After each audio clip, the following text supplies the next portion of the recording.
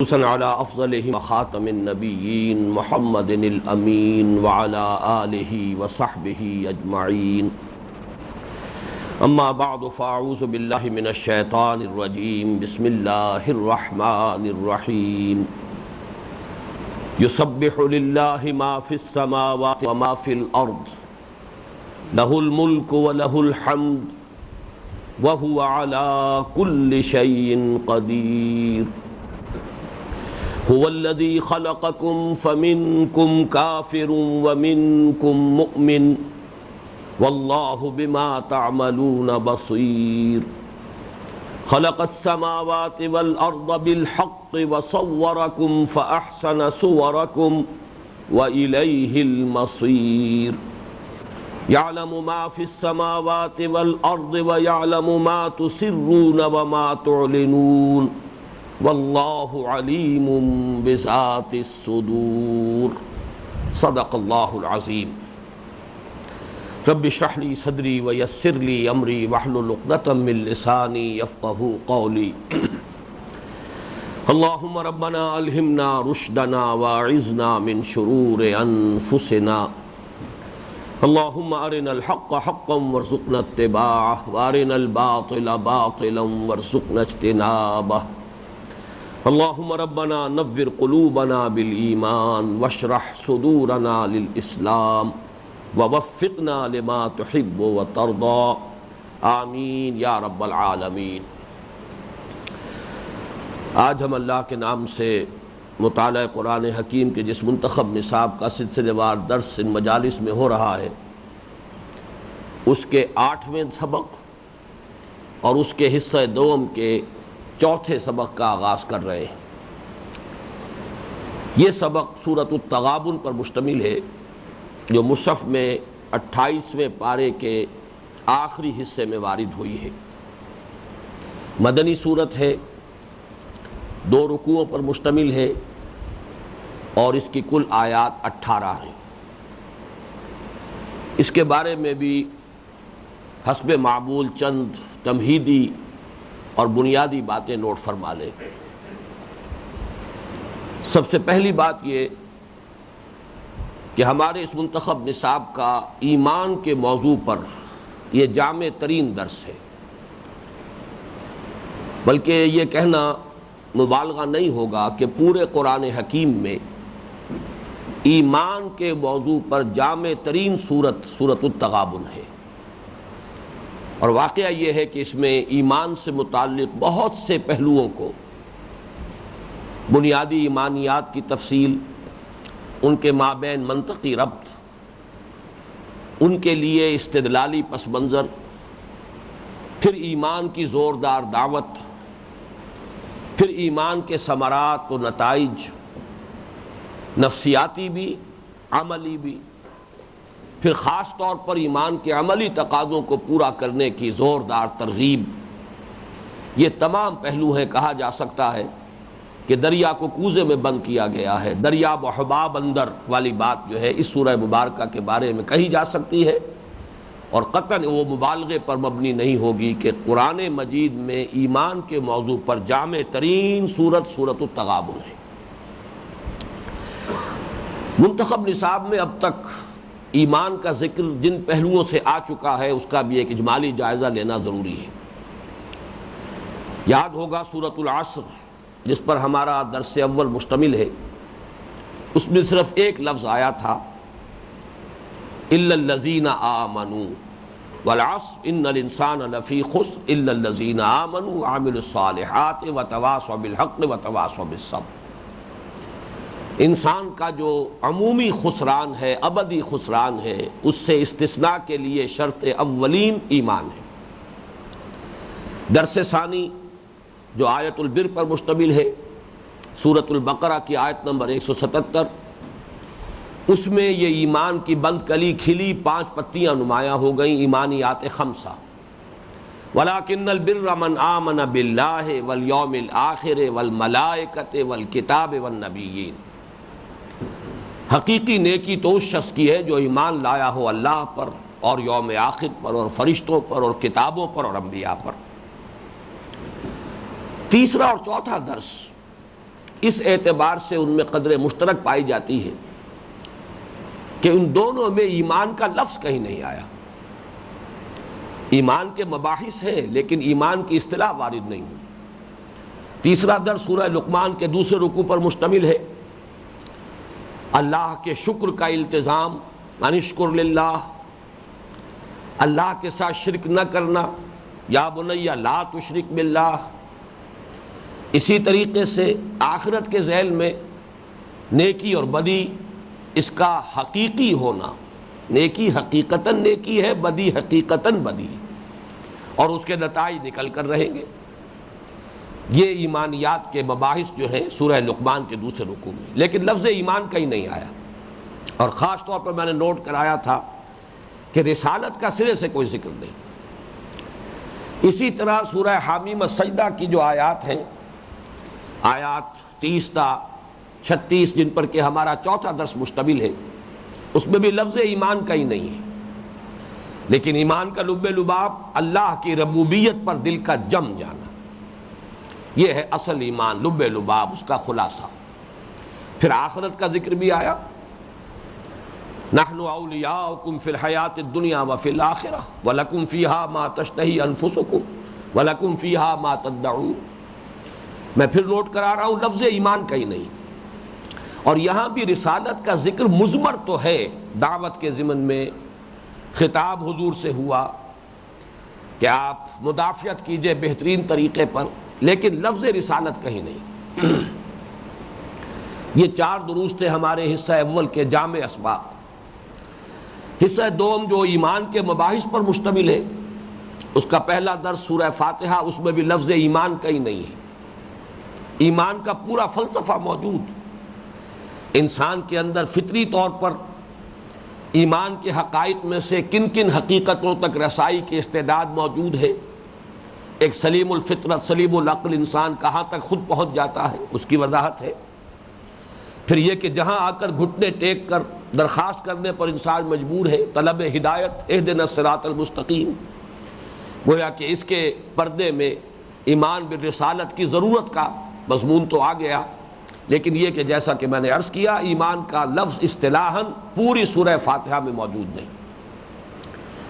حصہ دوم کا دوسرا درس سورہ آل عمران کی آیات 190 تا 195، ان میں لفظ آیا پہلی مرتبہ ایمان کی منادی.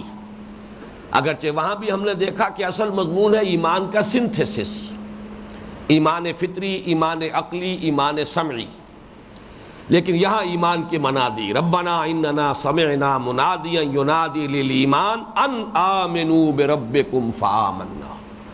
یہاں وہ ایمان بالرسالت پوری طرح اجاگر ہوا ہے، روشن ہوا ہے، واضح ہوا ہے. ایمان لاؤ اللہ پر، اپنے رب پر. رسول کی ایک ندا کان میں پڑی. اگلا درس سورۃ النور کا 5واں رکوع، اس میں بھی کہیں لفظ ایمان نہیں. البتہ ایمان کی ماہیت بیان کی گئی. ایمان کو ایک نور سے تشبیہ دے کر اس کے 2 اجزاء، نور وحی اور نور فطرت، ان کی تمثیل. اسی طریقے سے عدم ایمان یہ در حقیقت ظلمات ہے. ایمان کا نہ ہونا مطلب یہ ہے کہ تاریکی ہے، نور نہیں ہے. اور اس کے 2 درجے ہیں، ایک تو تاریکی پر تاریکی، ظلمات بعضها فوق بعض.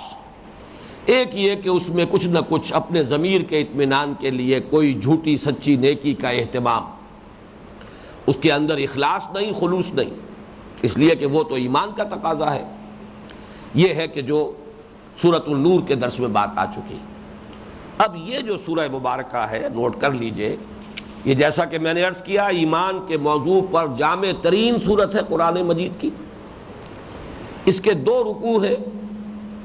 پہلے رکوع کی 10 آیات میں، پہلے 7 آیات میں ایمان کے جو بنیادی امور ہیں ان کی وضاحت ہے.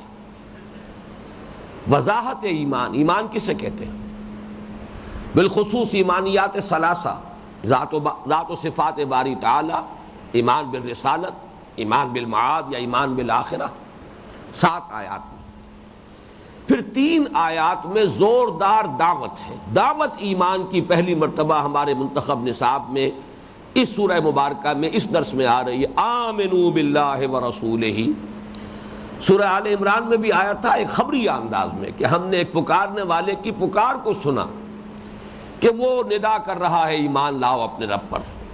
یہاں براہ راست خطاب ہے آمنوا باللہ ورسولہ والنور الذی انزلنا واللہ بما تعملون بصیر.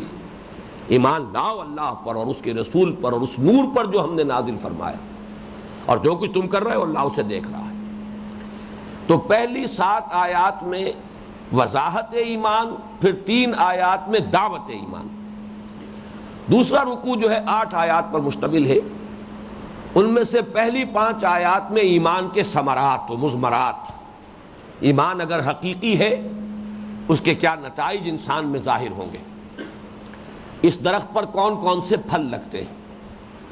اور پھر 3 آیات میں خاص طور پر جو عملی تقاضا ایمان کا اس کو پورا کرنے کی زوردار انداز میں ترغیب. تو یہ 4 مضامین ہیں ایمان سے متعلق جو اس ایک صورت میں، چھوٹی سی صورت ہے، 2 رکوعوں پر مشتمل ہے، کل 18 آیات ہے. لیکن جیسا کہ میں نے عرض کیا ہے کہ یہ جامع ترین صورت ہے قرآن حکیم کی ایمان کے موضوع پر. اب دوسری تمہیدی بات یہ نوٹ کیجئے کہ یہ سورہ مبارکہ اس اعتبار سے بھی ہماری خصوصی توجہ کے مستحق ہے کہ اس میں نظم قرآن مجید میں اس کی صورتوں کے مضامین میں جو ربط ہے، آیات جس طرح باہم مرتب ہیں، مربوط ہیں، ایسا نہیں ہے کہ آیات علیحدہ علیحدہ ہوں اور ان کا آپس میں کوئی ربط نہ ہو. پوری صورت جو ہے وہ ایک وحدت ہوتی ہے. جیسے کوئی ہار ہو، اس ہار میں موتی ہے، لیکن یہ کہ ایک ڈور ہوتی ہے کہ جس میں کہ وہ موتی پروئے ہوئے.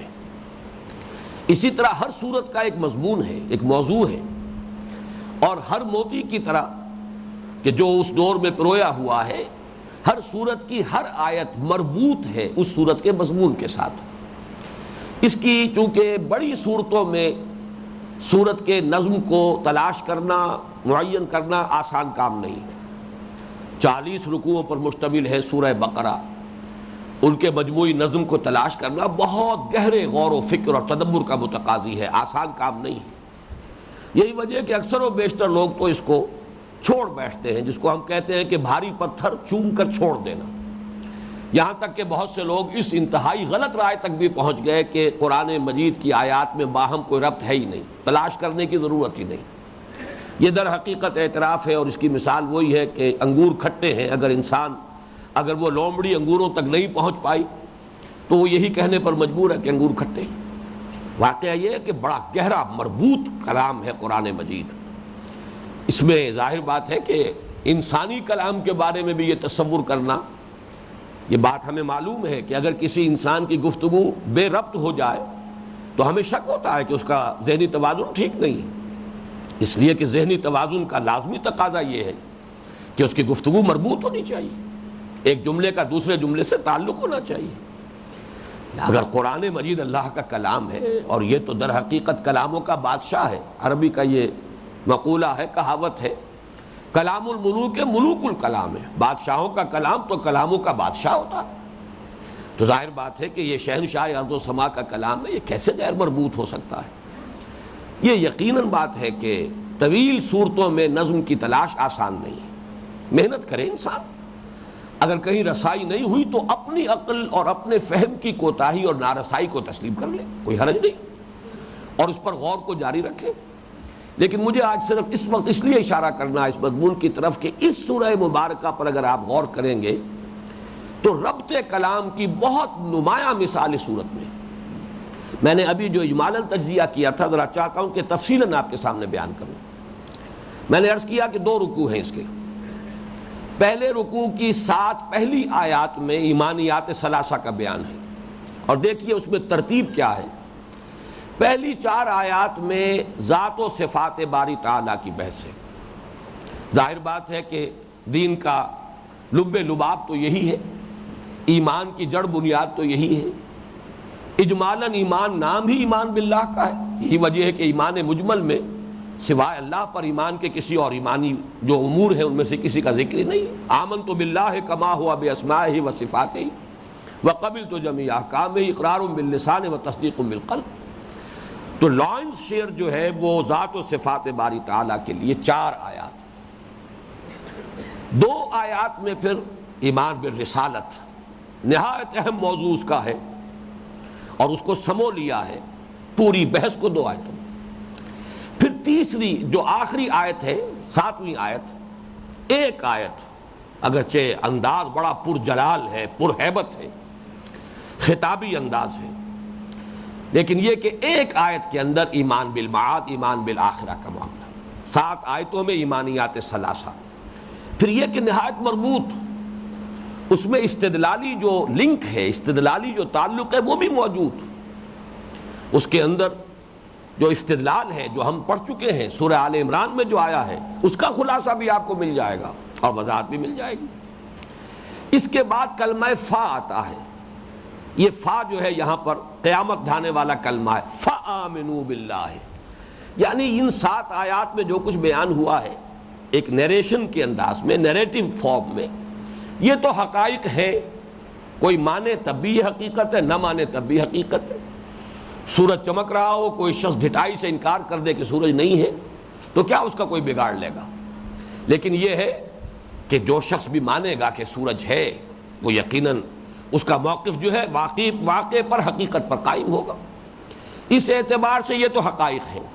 فآمنوا، پس ایمان لاؤ، اب مانو ان حقائق کو، تصدیق کرو ان کی، تسلیم کرو انہیں۔ تو کلمہ فا جو ہے اس پہلے رکوع کے 2 حصوں کو درمیان لنک ہے، فآمنوا باللہ ورسولہ۔ اب یہاں آپ دیکھیں گے ترتیب عکسی ہو گئی، ایک آیت میں بلکہ اس سے بھی کم میں 2/3 آیت میں ایمان باللہ، ایمان بالرسالت جمع کر دیے گئے، عکسی ترتیب۔ اور وہاں شروع میں آخرت پر ایک آیت تھی، یہاں جب آپ ایمان کی دعوت دیکھیں گے تو اب عکسی ترتیب ہو گئی، 2.25 آیتیں جو ہیں وہ ایمان بالآخرہ سے متعلق ہے، اور ایمان باللہ اور ایمان بالرسالت کو 2/3 آیت کے اندر سمجھ لیا گیا۔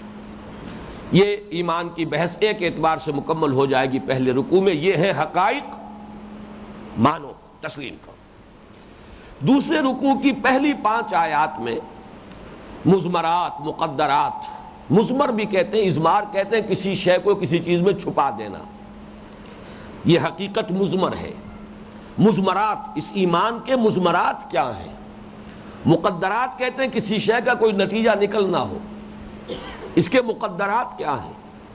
یا اس کے لیے آسان فہم لفظ جو ہے میں استعمال کر رہا ہوں، ثمرات، جیسے کہ آم کا درخت ہے اس پر آم کا پھل لگے گا، اس ایمان کے درخت پر کون سے پھل لگتے ہیں؟ ثمرات ایمانی، یہ گویا کہ ایک بہت بڑی کسوٹی آ جائے گی ہمارے ہاتھ میں، ان پر ہم اپنے آپ کو پرکھیں، ہمارا ایمان حقیقی ہے یا صرف زبانی کلامی ہے، صرف اقرار باللسان کی حد تک ہے؟ یہ ثمرات ہیں ہمارے وجود کے اندر، ہماری شخصیت میں ایمان کے یہ مضمرات و مقدرات ظاہر ہوئے ہیں۔ ان میں سے اب نوٹ کیجئے گا 4 وہ مضمرات ہیں جن کا تعلق خالصتاً نفسیات انسانی سے، باطنی کیفیات، یعنی یہ ایمان کا درخت ایسا ہے کہ اس میں کچھ پھل تو لگتے ہیں جو ظاہر نظر آتے ہیں، کچھ پھل ہیں کہ جو غیر مرئی ہیں، وہ اندر ہیں، وہ ظاہر میں نظر نہیں آتے، اور ان کی اہمیت ہے اصل۔ یہ اصل میں چونکہ انسان ظاہر بین ہے، اکثریت جو ہے انسانوں کی وہ صرف جیسا کہ 2 مقامات پہ قرآن مجید میں عجیب انداز اور اسلوب اختیار کیا گیا، یعلمون ظاہرا من الحیات الدنیا، نوع انسانی کی عظیم اکثریت صرف حیات دنیاوی پر اپنی نگاہیں گاڑے ہوئے ہیں، آخرت کو بھولے ہوئے ہیں، اور حیات دنیاوی کا بھی صرف ظاہر ان کے پیش نظر ہے، حیات دنیاوی کا بھی باطن ان کے سامنے نہیں ہے۔ یعلمون ظاہرا من الحیات الدنیا، حیات دنیاوی کے بھی صرف ظاہر سے واقف ہے۔ اسی طریقے سے انسانوں کی عظیم اکثریت ظواہر انہی کے چکر میں رہتی ہے، ساری توجہ انہی پر مرکوز رہتی ہے۔ لیکن یہاں اس صورت میں آپ دیکھیں گے ثمرات اور مقدرات ایمانی جو ہے 4 وہ ہیں جن کا تعلق ہے انسان کے نقطۂ نگاہ سے، زاویہ نگاہ، نقطۂ نظر، اندر انسان کا جو ہے مینٹل ایٹیچیوڈ اس کا کیا ہے، مختلف چیزوں کے بارے میں اس کا رویہ کیا بن گیا ہے۔ رویہ تو ہے عملی، لیکن اس رویے کی پشت پر اس کی سوچ کیا ہے، اس کی ویلیوز کیا ہیں، یہ ہے کہ جو 4 آیتوں میں آئی ہیں، اور ایک آیت میں ایمان کا وہ نتیجہ جو ظاہر میں نکلتا ہے، عمل میں نکلتا ہے، جو نظر آئے گا۔ لیکن اس کے بعد پھر کلمہ فا آئے گا، فاتقوا اللہ ما استطعتم واسمعوا واطیعوا۔ یہ 5 تو ہیں ثمرات ایمان، ایمان حقیقی ہے، اس میں یہ 5 پھل لگیں گے، جن میں سے ایک ظاہری ہے اور 4 باطنی ہے۔ لیکن اب اس کے بعد جو ظاہری تقاضا ایمان کا، اس کو پورا کرنے کے لیے بہت ہی زوردار اور مؤثر انداز میں ترغیب، فاتقوا اللہ ما استطعتم واسمعوا واطیعوا وانفقوا خیرا لانفسکم، 3 آیات میں اس کی بحث۔ تو میں نے یہ وضاحت کر دی آپ کے سامنے کہ یہ نظم کلام، بڑا سائنٹیفک انداز، بہت مرتب مربوط کلام۔ ویسے تو یہ معاملہ، ایمان تو ہمارا یہ ہے کہ قرآن مجید کی ہر سورت کی یہی کیفیت ہے، ممکن نہیں ہے۔ اگر یہ بات نہ ہو تو ایک سورت کیوں بنایا جائے ان آیات کو؟ سورہ بقرہ کی 4 سورتیں بھی بن سکتی تھیں، 10 بھی بن سکتی تھی 4 رکوعوں کی، لیکن یقیناً کوئی ایک مشترک ہے، امر جامع ہے کہ جس کی وجہ سے اسے ایک سورت قرار دیا گیا۔ لیکن یہ کہ اس کو تلاش کرنا آسان نہیں، بہت گہرے تدبر کی ضرورت ہے۔ البتہ ان چھوٹی صورتوں میں، یہ اتنی چھوٹی بھی نہیں، کہا جا سکتا ہے درمیانی، اس لیے کہ قرآن حکیم کی 36 صورتیں تو وہ ہیں کہ جو صرف ایک رکوع پر مشتمل ہیں، 35 صورتیں آخری پارے کی اور ایک سورہ فاتحہ جمع کر لیجئے، 36 صورتیں 114 میں سے 22 صورتیں وہ ہیں جو 2 رکوعوں پر مشتمل ہیں۔ اس اعتبار سے ان کو اگر آپ جمع کر لیں گے تو تقریباً نصف قرآن بن جائے گا۔ اس پہلو سے ہم کہہ سکتے ہیں کہ 2 صورتوں پر، 2 رکوعوں پر جو صورت مشتمل ہے، یہ گویا کہ ایوریج سائز ہے قرآن حکیم کی صورتوں کا۔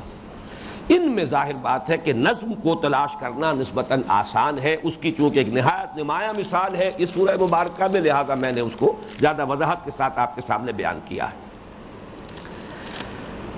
اب ایک نقطہ اور نوٹ کیجئے تمہیدی مباحث میں، اور یہ وہ ہے کہ جو اس سے پہلے جو ہمارا سبق تھا سورہ نور کا، اس کے ضمن میں بھی بیان ہو چکا ہے۔ وہ نقطہ یہ ہے کہ مکی صورتوں میں جہاں ایمان کے مباحث سب سے زیادہ طویل ہیں، لیکن وہاں ایمان ہے بمقابلہ کفر۔ ایمان 2 حقیقتوں، منفی حقیقتوں کے بالمقابل آئے گا، ایمان بمقابلہ کفر، ایمان بمقابلہ نفاق۔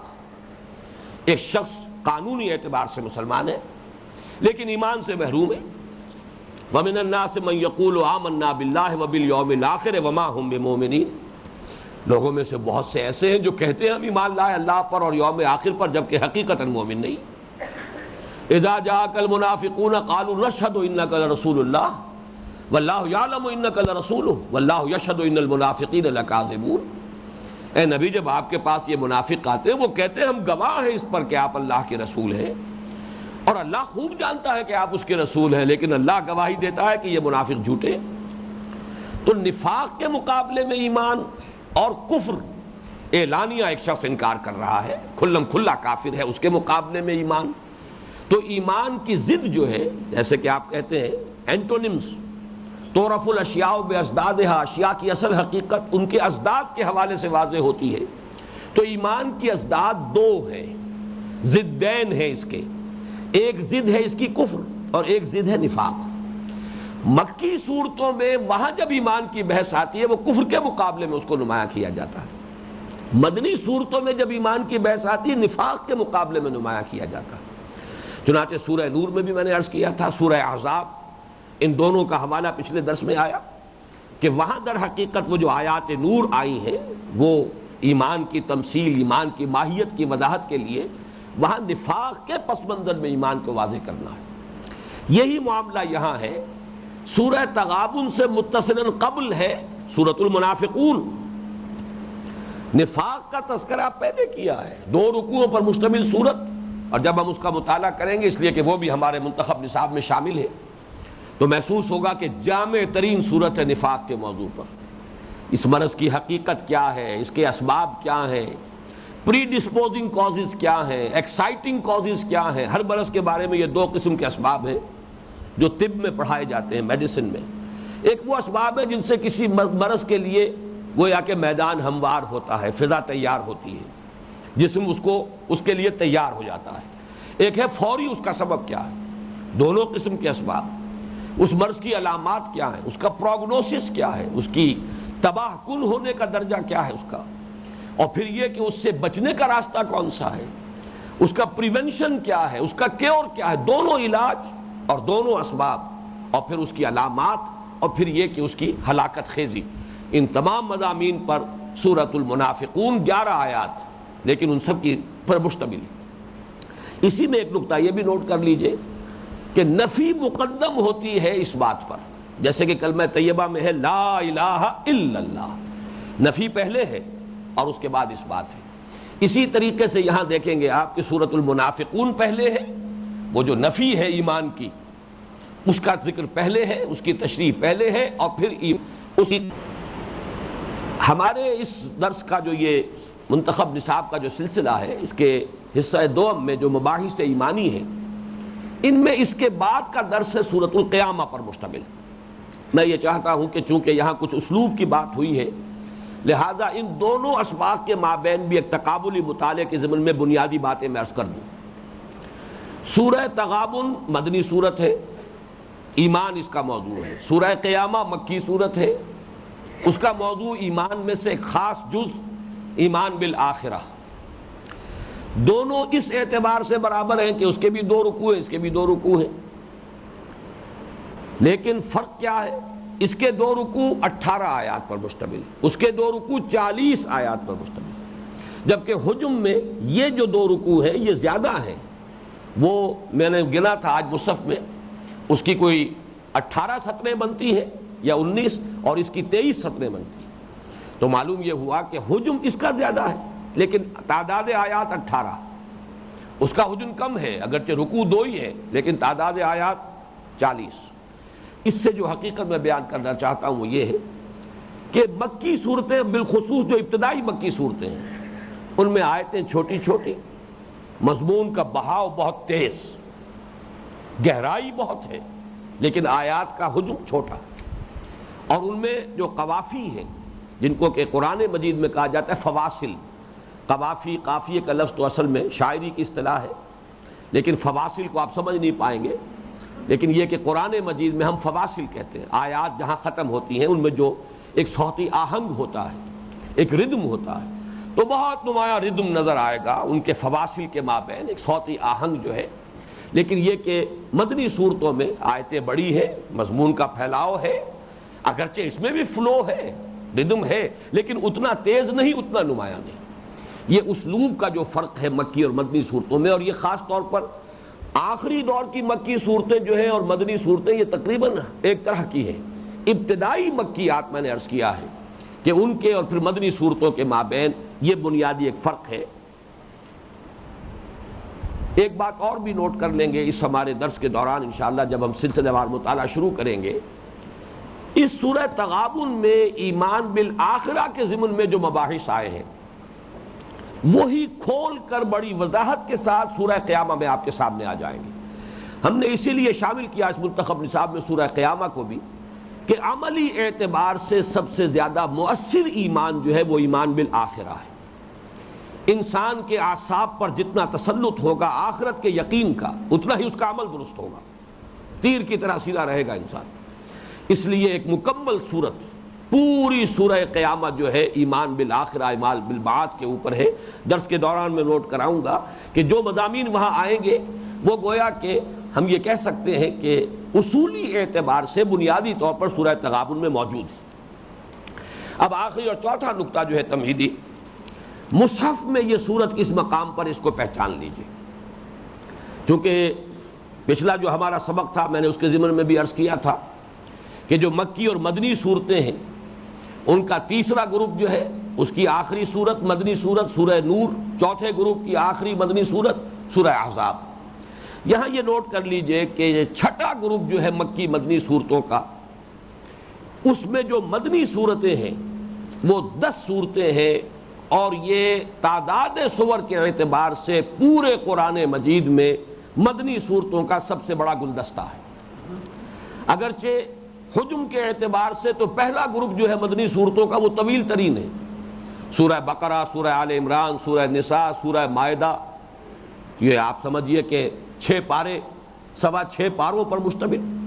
اس اعتبار سے طویل ترین ہے، لیکن تعداد کے اعتبار سے 4 صورتیں، یہاں تقریباً یعنی اس سے میں سے 10 صورتیں ہیں کہ جو منتخب نصاب میں شامل ہیں، جن میں سے پہلے حصے میں پہلا حصہ تو وہ جامع اسباق پر مشتمل تھا، اس میں تو ان صورتوں میں سے کوئی نہیں ہے۔ حصہ دوم میں یہ جو ہم پڑھنے رہے ہیں سورہ تغابن ہے، حصہ سوم میں سورہ تحریم ہے، حصہ چہارم میں سورہ صف، سورہ جمعہ، سورہ منافقون، حصہ پنجم پھر خالی ہوگا، اور پھر چھٹا حصہ جو ہے اس منتخب نصاب کا وہ پورا کا پورا ایک سورہ حدید پر مشتمل ہوگا کہ جو انہی صورتوں میں شامل ہے۔ ان 10 صورتوں میں سے 5 وہ ہیں جن کا آغاز تسبیح کے لفظ سے ہوتا ہے، سبح للہ یا یسبح للہ سے، اور وہ واقعہ یہ ہے کہ اس مجموعے کے اندر زیادہ اہمیت اور فضیلت کی حامل ہے۔ ام المسبحات کی حیثیت سورہ حدید کو ہے، جو جس پر کہ ہمارا یہ منتخب نصاب جب بھی اللہ کو منظور ہوگا، جب ہم وہاں پہنچ پائیں گے، ان پر یہ منتخب نصاب جو ہے ختم ہوگا، اختتام پذیر ہوگا۔ یہ اس مجموعے میں سے اتنے کثیر تعداد میں ہم نے اس منتخب نصاب میں صورتیں کیوں شامل کی ہیں، اس کے لیے زیادہ تفصیلی بحث تو ہوگی جب سورہ حدید ہم پڑھیں گے، لیکن اس وقت بھی 3 نکات ضرور نوٹ کر لیجیے۔ نمبر 1 یہ کہ ان صورتوں میں تمام تر خطاب مسلمانوں سے ہے۔ مسلمانوں میں حقیقی مومن بھی ہیں، منافق بھی ہیں، قوی الایمان لوگ بھی ہیں، ضعیف الایمان لوگ بھی ہیں، لیکن ان سب کو جمع کر لیجئے تو امت مسلمہ میں قانونی اعتبار سے منافق بھی ہے، اور پھر یہ کہ کمزور ایمان والے بھی ہیں، بڑے قوی ایمان والے بھی ہیں، محسنین بھی ہیں، متقین بھی ہیں، فاسقین بھی ہیں، فاجرین بھی ہیں۔ لیکن یہ کہ یہاں خطاب کافروں سے نہیں ہے بلکہ تمام تر امت مسلمہ سے، گویا کہ اصل مخاطب ہم ہیں ان صورتوں کی۔ اس سے آگے بڑھ کر یہ کہ اس میں خاص طور پر امت مسلمہ کے بھی ضعفاء کی طرف روئے سخن ہے، جو کمزوری کا جن سے اظہار ہوتا ہے اور ان کو جھنجھوڑنے کا انداز ان میں پایا جاتا ہے۔ اب ظاہر بات ہے کہ ہماری یہ ساری دعوت اور تحریک جو ہے وہ مسلمانوں کو جھنجھوڑنے ہی کے لیے ہے، جو ان کے کوتاہیاں ہیں، جو ان کی عملی کوتاہیاں ہیں، جو وہ اپنے فرائض دینی کی ادائیگی کے اندر کوتاہی کر رہے ہیں، ان کے تصورات محدود ہو گئے ہیں، تصور فرائض دینی محدود ہو گیا ہے، تو اسی کی تلافی کے لیے یہی وجہ ہے کہ اس حصے میں سے یوں سمجھیے کہ ہمارے اس منتخب نصاب کے اندر جو ہے بہت بڑا حصہ جو ہے ان صورتوں کا شامل ہے۔ اور تیسری بات، جیسا کہ میں پہلے عرض کر چکا ہوں، کچھ سہولت پسند طبائع ہوتی ہیں، اللہ تعالیٰ نے ان کا بھی لحاظ رکھا ہے۔ ہمارے دین میں جہاں عظیمت کے طرف جو ہے اشارے موجود ہیں اور ترغیب موجود ہے، رخصت کے راستے بھی کھولے گئے، تو سہولت پسندوں کے لیے خلاصے، جیسے کہ طالب علم ہوتے ہیں، ایک وہ طالب علم ہے جو پورے کورس کو پڑھتا ہے اور اس پر پوری طرح محنت کرتا ہے، عرق ریزی سے کام لیتا ہے، ایک وہ ہے جو خلاصوں سے کام چلانا چاہتا ہے۔ تو گویا کہ اللہ تعالیٰ نے ہم میں سے ان سہولت پسند لوگوں کے لیے دین سے متعلق جتنے بنیادی موضوعات ہیں ان پر خلاصے اس مجموعے کے اندر مرتب کر دیے۔ جہاد و قتال پر ایک مکمل سورۃ سورہ صف، جہاد و قتال کے لیے ہیومن میٹیریل کیسے وجود میں آئے گا، اس کے لیے ایک مکمل سورۃ سورہ جمعہ، نفاق پر جیسا کہ میں عرض کر چکا ایک مکمل سورۃ سورہ منافقون، ایمان پر ایک مکمل سورۃ سورہ تغابن۔ انسان کی مجلسی زندگی، اس لیے کہ اجتماعی زندگی کا جو آغاز ہے وہ خانگی زندگی، آئلی زندگی پر 2 صورتیں، سورہ طلاق، سورہ تحریم، اگرچہ دوسری صورتوں میں بڑے مفصل سورہ بقرہ کے اندر 4 رکوع جو ہے وہ صرف طلاق اور عدت وغیرہ کے مسائل پر ہے، لیکن یہاں پر سورہ طلاق اور سورہ تحریم 2 صورتوں میں سمو لیا گیا۔ اس اعتبار سے گویا کہ اللہ تعالیٰ نے سہولت پسند طبائع کی رعایت کو ملحوظ رکھتے ہوئے دین کی بنیادی جو تعلیمات ہیں ان کے لیے یہ بڑے ہی مختصر خلاصے ان کے مرتب کر کے قرآن مجید میں شامل کر دیے، تاکہ اگر انہی پر انسان تدبر کا، غور و فکر کا ان کا حق ادا کر دے تو اس کی ہدایت کے لیے کفایت کر جائے۔ اب آئیے ہم اللہ کا نام لے کر آج کی اس نشست میں اگر پہلی آیت پر بھی ہم غور مکمل کر لیں تو وہ کفایت کرے گی، اور بہرحال یہ بات ظاہر ہو گئی ہوگی کہ چونکہ اس سے پہلے کہ ہمارے اسباق جو ہے 6 7 8 آیات پر مشتمل تھے، ان پر 4 نشستیں ہم نے صرف کی ہیں، تو اس سورہ مبارکہ کا تو حق ہے کہ 8 نشستوں میں ہم اس کو مکمل کریں۔ آج صرف پہلی آیت پر تدبر کیجئے۔ ارشاد ہوتا ہے یسبح للہ ما فی السماوات وما فی الارض لہ الملک ولہ الحمد وہو علی کل شیء قدیر۔ یہ جو پہلی آیت ہے ان 4 آیات میں شامل ہے۔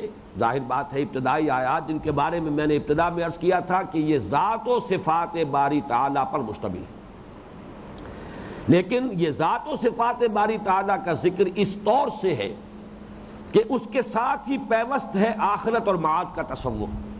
یہ ابھی جب ہم پڑھیں گے ان 4 آیات کو تو اس سے وہ حقیقت واضح ہوتی چلی جائے گی، اور اس کا تقابلی مطالعہ ذہن میں رکھنا چاہیے کہ سورہ حدید کے جو المسبحات ہیں، مسبحات میں پہلی سورت سورہ حدید، آخری سورت یہ سورہ تغابن، اس کے بعد 2 سورتیں سورہ طلاق اور سورہ تحریم، دونوں بغیر کسی تمہید کے شروع ہو جاتی ہیں۔ یا ایھا النبی اذا طلقتم النساء اور یا ایھا النبی لما تحرم ما احل اللہ لک، وہاں کوئی تسبیح کا یا کسی اور تمہیدی بات کا تذکرہ نہیں۔ وہ 6 آیات سورہ حدید کی اور یہ 4 آیات سورہ تغابن کی۔ واقعہ یہ ہے کہ یہ قرآن حکیم میں تقابلی مطالعے کا ایک بہت دلچسپ موضوع ہے۔ ان کے مضامین کا تقابلی مطالعہ کیا جائے تو بڑے حقائق نکھر کر سامنے آتے ہیں۔ پہلی بات، تسبیح کیا ہے؟ سبح یسبح کا اصل مفہوم کیا ہے؟ دیکھیے اس کا مادہ ہے سین با ہا، سبح یسبح۔ سبح کے معنی ہے تیرا، سبح یسبح تیرنا۔ اصل مفہوم کیا ہے؟ کوئی شے تیزی کے ساتھ حرکت کرے اور اپنی سطح کو برقرار رکھے۔ کوئی انسان تیزی کے ساتھ پانی کے اوپر حرکت کر رہا ہے اور وہ سطح پر رہتا ہے، اپنی سطح کو برقرار رکھتا ہے، پانی کے اندر گہرائی میں نہیں اترتا، یہ ہے اس کا تیرنا۔ اسی طرح خلا میں یا فضا میں کوئی چیز تیزی کے ساتھ حرکت کرے، یہ ہوائی جہاز جو چلتے ہیں ان کی رفتار جو ہے اس کی تیزی در حقیقت وہ گریویٹیشنل فورس جو ہے زمین کی اس کو کاؤنٹریکٹ کرتی ہے، تو تیزی کے ساتھ حرکت جو ہے اس سے اپنی سطح کو برقرار رکھنا، یہ ہے سبح یسبح کا مفہوم، خواہ یہ پانی میں ہے، خواہ فضا میں ہے اور ہوا میں ہے یا خلا میں ہے۔ اب یہاں سے آیا سبح یسبح تسبیحا باب تفعیل، اس کے مفہوم کیا ہے؟ تیرانا، کسی شے کو، اب یہاں فعل متعدی ہو گیا، وہ فعل لازم ہے، تیرا، سبح یسبح تیرنا، سبح یسبح تیرانا، کسی اور شے کو اس کی سطح پر برقرار رکھنا۔ یہ تسبیح کا لفظ جب اللہ کے لیے آتا ہے تو اس کا مفہوم کیا ہے؟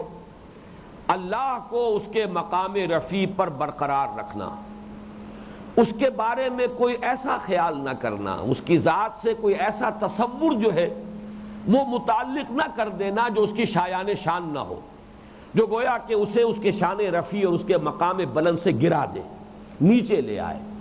یعنی اس کی صفات کمال، اس کی کمال علم، اس کا کمال قدرت، کمال حکمت، اس کا اقرار، اور اس چیز کا برملا اعلان کہ وہ ہر عیب سے، ہر نقص سے، ہر کوتاہی سے، ہر ضعف سے، ہر احتیاج سے پاک ہے، اعلیٰ ہے، عرفہ ہے، منزہ ہے۔ یہ تسبیح سبح یسبح، تسبیح کرتی ہے اللہ کی ہر وہ شے، سبح للہ ما فی السماوات والارض۔ یہاں ذرا ایک بات اور نوٹ کر لیجئے کہ جو 5 مسبحات ہیں، سورہ حدید، پھر سورہ حشر، سورہ صف، سورہ جمعہ، سورہ تغابن، ان میں 6 دفعہ یہ تسبیح کا ذکر ہے۔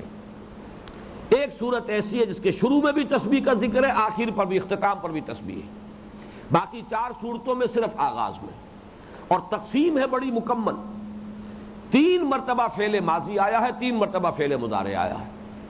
سورہ حدید سبح للہ ما فی السماوات والارض، سورہ حشر شروع ہوئی سبح للہ ما فی السماوات وما فی الارض، لیکن سورہ حشر ختم ہوتی ہے یسبح لہ ما فی السماوات والارض، یہاں مضارع بھی ہے آخر میں، شروع میں فعل ماضی بھی ہے۔ پھر سورہ صف آئے گی سبح للہ ما فی السماوات وما فی الارض، پھر 2 مرتبہ سورہ جمعہ اور سورہ تغابن جو ہم پڑھ رہے ہیں یسبح للہ ما فی السماوات وما فی الارض۔ ان 6 میں سے ایک ایک مرتبہ آیا ہے ماضی اور مضارع میں سبح للہ ما فی السماوات والارض، وما فی کو دہرایا نہیں گیا۔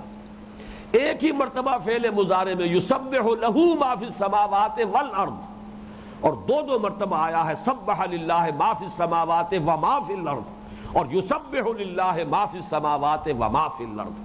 اب آپ دیکھیے کہ ان چیزوں میں بھی حالانکہ ان کی کوئی بہت گہری معنویت نہیں ہے، لیکن توازن کس درجے ہے جو قرآن مجید نے ملحوظ رکھا ہے۔ یہ جو اس کا ایک ایرتھمیٹیکل سسٹم ہے، اس کے اندر بھی ہمارے لیے غور و فکر کا مواد ہے، اور ان کے حوالے سے بہت سی چیزیں ذہن نشین کی جا سکتی ہیں، بہت سی چیزوں کو حافظے میں محفوظ کیا جا سکتا ہے۔ اس لیے یہ فائدے سے اور منفعت سے خالی نہیں ہے، ان کو بھی اگر سامنے رکھا جائے، یہ اسٹیٹسٹکس ہے صرف، لیکن بسا اوقات آپ کو معلوم ہونا چاہیے کہ اسٹیٹسٹکس ہی اگر ذہن میں رہے تو اچانک کوئی بات ان میں سے برآمد ہوتی ہے اور کوئی نئی حقیقت جو ہے اس کی طرف ذہن منتقل ہو جاتا ہے۔ تو 5 صورتیں ہیں، لیکن 6 مرتبہ تسبیح کا ذکر، 3 مرتبہ فعل ماضی میں، 3 مرتبہ فعل مضارع میں، ایک مرتبہ ما فی السماوات والارض، 2 مرتبہ ما فی السماوات و ما فی الارض۔ معلوم کیا ہوا؟ کائنات کی ہر شے، یہ آسمانوں اور زمین کا ذکر قرآن کرتا ہے کل کون و مکان کے لیے۔ کون و مکان، کائنات، یہ الفاظ قرآن نے استعمال نہیں کیے۔ عام عرب بدو پوری کائنات کے لیے یہی الفاظ استعمال کرتا، آسمان اور زمین، یہی مشاہدہ تھا۔ اب یہ کہ جو کچھ اوپر ہے، خلا علیحدہ ہے، فضا علیحدہ، یہ ابھی معلوم نہیں، بس آسمانوں اور زمین کا جب ذکر کر دیا تو گویا کہ کل کون و مکان کا تذکرہ ہو گیا۔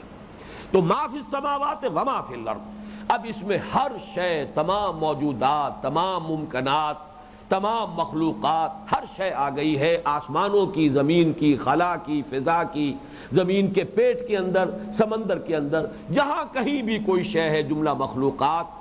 اور نمبر 2، ایک طرف تو اس طرح مکان کا احاطہ کیا گیا، دوسری طرف زمان کا۔ زمانہ یا ماضی ہے، یا حال ہے، یا مستقبل ہے، یہ بھی ہماری تقسیم ہے۔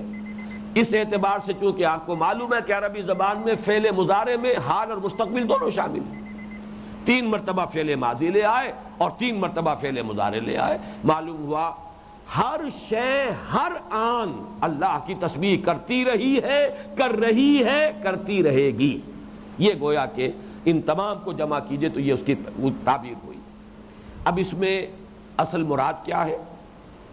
یہ بھی عین ممکن ہے اور قرآن مجید کے ایک مقام سے صراحتاً ثابت ہے کہ اللہ نے ہر شے کو کوئی زبان دی ہو جس سے کہ وہ بالفعل تسبیح کے اندر لگی ہوئی۔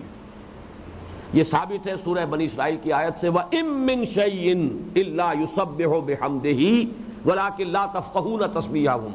کوئی شے ایسی نہیں ہے جو اللہ کی تسبیح و تحمید میں نہ لگی ہوئی ہو، لیکن تم ان کی تسبیح کو نہیں سمجھ سکتے، چونکہ دوسرا پہلو جو ہے وہ سمجھ میں آ جاتا ہے۔ لہذا یقیناً یہ دوسرا پہلو جس کا ذکر یہاں ہو رہا ہے، جو ہمارے فہم سے بالا تر ہے، وہ وہی ہے کہ جس میں کہ اللہ نے ہر شے کو کوئی زبان دی۔ قرآن سے یہ ثابت ہے، پرندے بھی شریک ہوتے تھے حضرت داؤد کے ساتھ، پہاڑ شامل ہو جاتے تھے مناجات میں اور حمد میں حضرت داؤد کے ساتھ۔ قرآن سے یہ ثابت ہے کہ قیامت میں ہماری ان کھالوں کو بھی زبان عطا کر دی جائے گی، تمام ہمارے اعضاء کو جو ہے وہ زبان عطا کر دی جائے گی، ہماری یہ کھالیں ہمارے خلاف گواہی دیں گی، اور انسان کہیں گے لما شہدتم علینا، اور وہ جواب دیں گی انطقنا اللہ الذی انطق کل شیء، آج ہمیں بھی نطق اور گویائی عطا کر دی اس اللہ نے جس نے ہر شے کو گویائی عطا کی۔ اس سے یہ ثابت ہوتا ہے واللہ عالم۔ لیکن یہ کہ ان آیات مبارکہ سے اس بات کی صراحت ہوتی ہے کہ اللہ تعالیٰ نے ہر شے کو کوئی زبان دی ہے جس سے کہ وہ اس کی تسبیح و تحمید میں مشغول ہے۔ البتہ اس کا دوسرا پہلو وہ ہے جو سمجھ میں بھی آتا ہے، اس پر انشاءاللہ تعالیٰ اگلی نشست میں گفتگو ہوگی۔ اقول قولی ھذا واستغفر اللہ لی ولکم ولسائر المسلمین والمسلمات۔